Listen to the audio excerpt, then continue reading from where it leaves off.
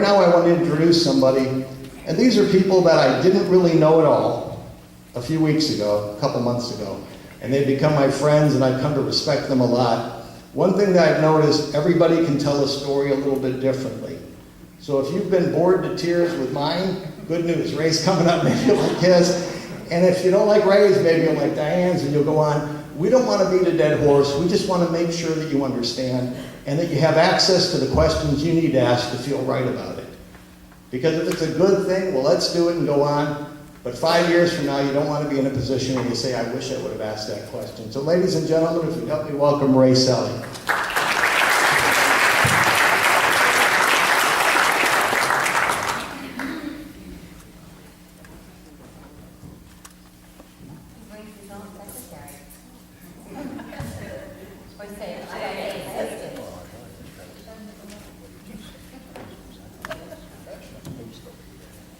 Thanks, Steve. Can you hear me without the mic or not?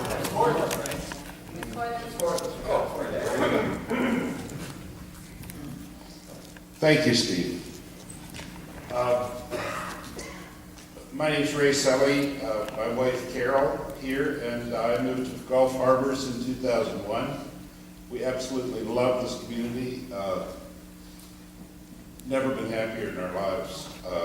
So you need to know that as kind of a context. My own career includes over 30 years in managing corporate real estate, design, construction, facility management, and purchasing across the U.S. and in several other countries. Yeah, sorry. And I also serve as a leader of our new organization, Gulf Harbors United. A few of us have started it to work on behalf of all Gulf Harbors residents and property owners to promote our common interests and to move forward together. You'll hear more about that later.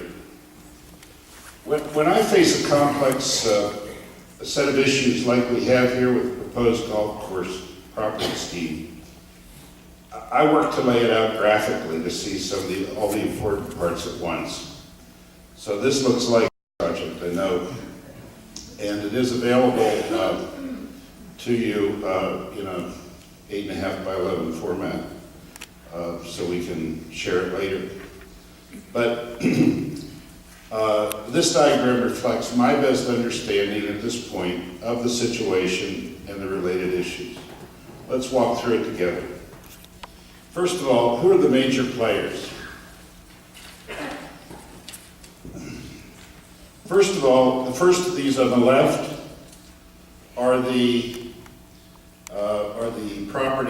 current property owner and the lien holders. Steve referred to them earlier, but just like all of us who own property, the ownership bears the risks associated with ownership. The owners bear the risks associated with ownership and repaying funds they borrowed. So naturally, with the liens, when the property is sold, those people would be paid before the owner would have any proceeds. The second group is right in the center. It's Pasco County. And aside from the Board of County Commissioners themselves, which I haven't depicted here, there are three key groups of players. First of all, there are various departments here that would normally be involved in due diligence for a purchase of property by the county. I'll come back to that in a second. The second group is ELAM, which Steve referred to. That's the Environmental Lands Acquisition and Management Program. And the third is what's called a NSBU Advisory Committee. I'm going to explain what these three groups, why they're important in a moment. So first of all, on due diligence, I don't know if everybody knows what that might entail, but for acquiring such a large and complex property with so many issues, due diligence is common. I mean, it's basic almost. Normally, that due diligence would consider a broad range of issues besides valuation of the property itself. Those usually would include such issues as land use, water management, environmental concerns, accessibility for fire and life safety services, and possibly impacts upon other infrastructure like schools, traffic, etc. As noted in this diagram, very little of that due diligence has yet occurred. Make sure everybody can see. I'm sorry. Oh, sorry, I'm standing in the way. Ken said we should make sure everyone can see. So, that big first step is. All right. Thank you. So very little of that has actually occurred. The environmental study that Steve referred to, the phase 1 and I believe phase 2 have occurred, but only long since the vote occurred, and that indeed has identified the range of possible costs associated with remediation. The second is ELAM. And ELAM's a kind of an interesting organization within Pasco County. First of all, their work is funded primarily, as we understand it, by Penny per Pasco program. So, I guess Mitch mentioned it, but basically it's a piggyback sales tax, so they have a lot of money they've accumulated since that began. And uniquely, in this case, and for the very first time ever, ELAM conducted the voting process for this MSBU. Remember, when you received the information about the vote, if you received it, because not everybody did, the county characterized the vote as a necessary precondition for establishing an MSBU.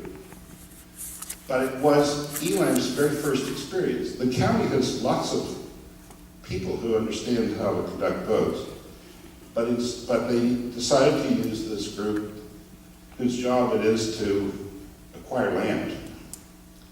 Diane's going to address the voting process a little bit more after me. The third group is this advisory committee.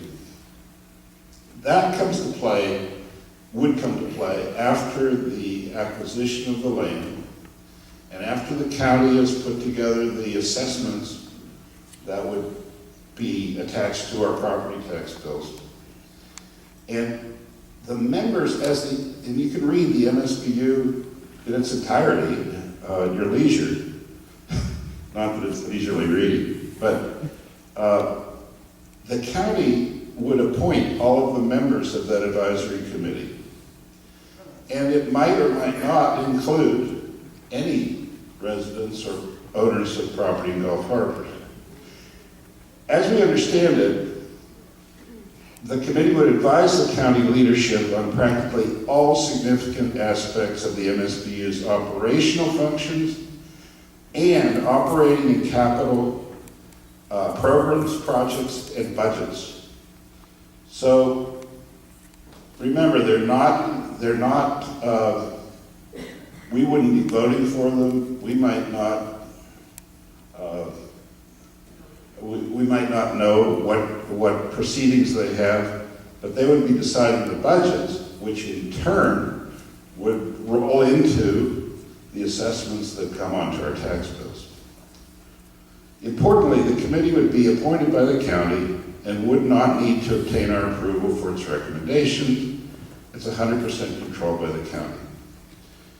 As you'll hear later, the MSBU language even anticipates a possibility that the MSBU administration could be compensated and could incur a wide range of other expenses, even legal fees, in defending the MSBU from maybe something, maybe an issue that we might raise in the future, which in turn would be funded by ourselves.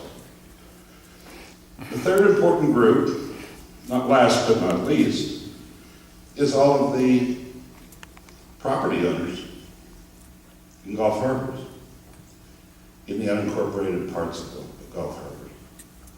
How many is that?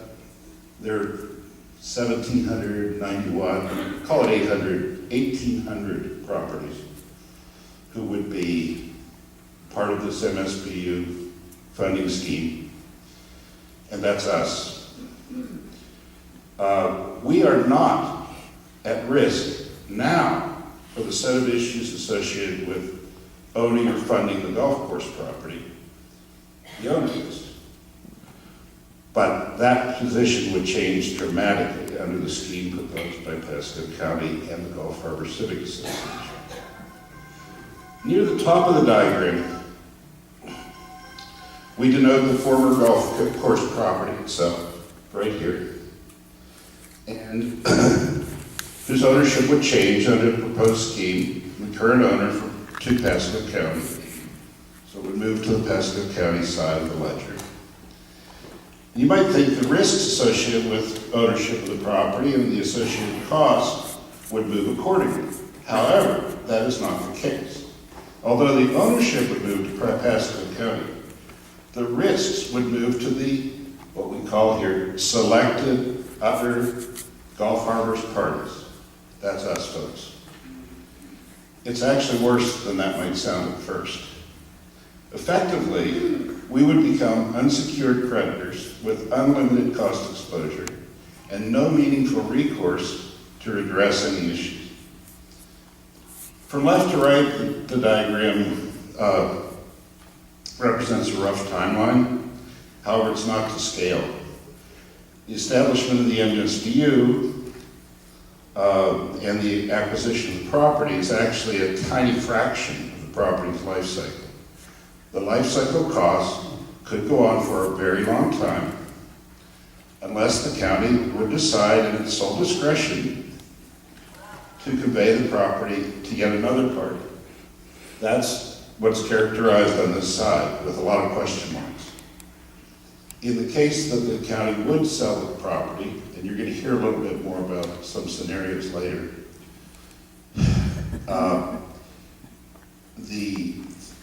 the rest of us would not participate in any benefit. That's why we're concerned. We end up with all of the risk beyond that first 600,000 portion of the initial purchase funding with no say and no benefit, no potential benefit at the end of the day. Finally, let's look at the initial and potential ongoing costs. That's what's represented by these black arrows. So most of the discussions I've heard publicly have focused on the initial purchase and the wonderment that up to $600,000 of the initial purchase price would come from ELAM funds. Effectively, that's a, quote, gift to Gulf Harbors from the county at large. The initial purchase cost is now widely believed to be $1.2 million, as Steve said, meaning we would assume responsibility for the rest of the purchase cost. And yet there are major questions surrounding the property's value, and Mitch is going to speak on that a little bit. We also would be assessed. I mean, that's really the tip of the iceberg, because we also would be assessed for all life cycle maintenance, repair, and operational costs, including, as I mentioned, what might be administrative costs or legal fees or other things that the MSBU would incur, and the ongoing life cycle issues and improvement costs that no doubt will come up from time to time. That might be, some of those might be water management issues. Some of them might be that somebody would like to build a new clubhouse there. Some of it might be that we have pest issues. Some of it might be the remediation of the environmental issues.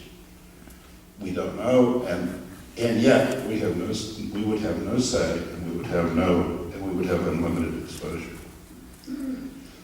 So this may come off a little bit negative. All I'm trying to do is to understand it, really. And could a winning solution be developed? I sincerely believe it could. But that would require a careful and transparent process that we seek, and so far have not yet achieved. Thank you very kindly for your attention in this important matter that affects all of us, and thank you for your support.